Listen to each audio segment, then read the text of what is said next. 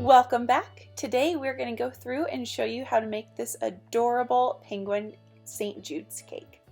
So first, to get started, we always need to go through and crumb coat and fill our cakes.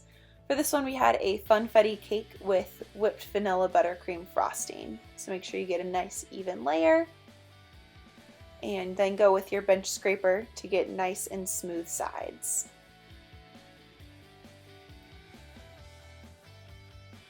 Next, to make the penguins, I took my third layer of cake and with just my circle biscuit cutters, went through and cut out 2 different sizes of cake throughout there.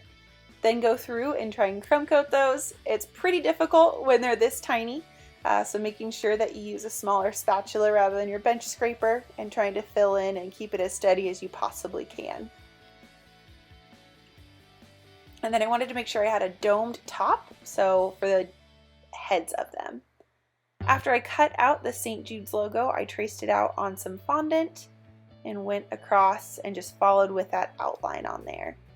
This cake was for a Make-A-Wish cake. The little boy's only request was that it had the St. Jude's logo because without St. Jude's he wouldn't be here today.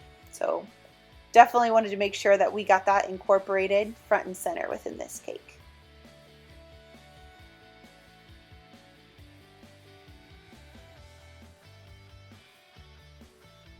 You can see I go through section by section, kind of cut away the excess.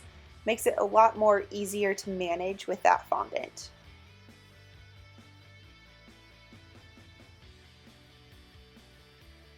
From there, then you can go ahead and peel the paper off and set aside so that it hardens and really keeps its shape.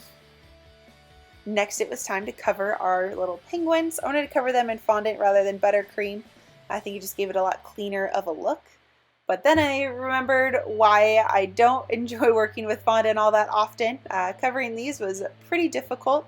Definitely tested me. It's probably about the first time in 6 years that I had covered with fondant. So you just want to make sure that you try and get it as smooth as possible and start cutting away that excess. It makes it a lot easier to manage across the board.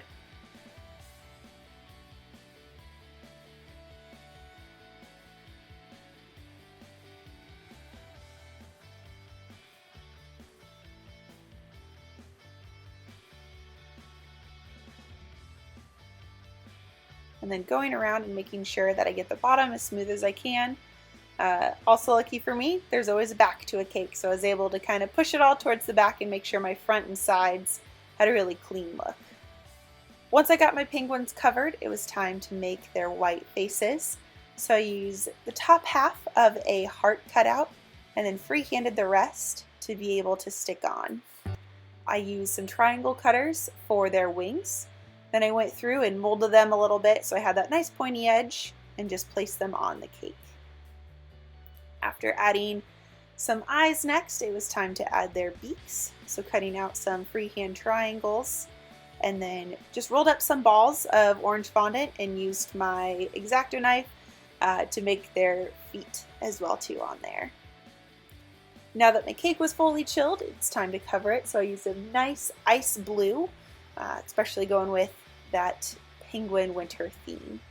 So again, making sure you use your bench scraper to get nice clean edging on the tops and sides. You might have to go through a few times to get the clean look that you're looking for. So it came time to add my snow top for my penguins to sit on. So just kind of freehanding it here, filling it in, so I didn't have to worry about the tops of my cake being too smooth. And then I just used one of my spatulas to give it that icy look. Inserting some wooden dowels helps support the penguins and make sure that they stay in place.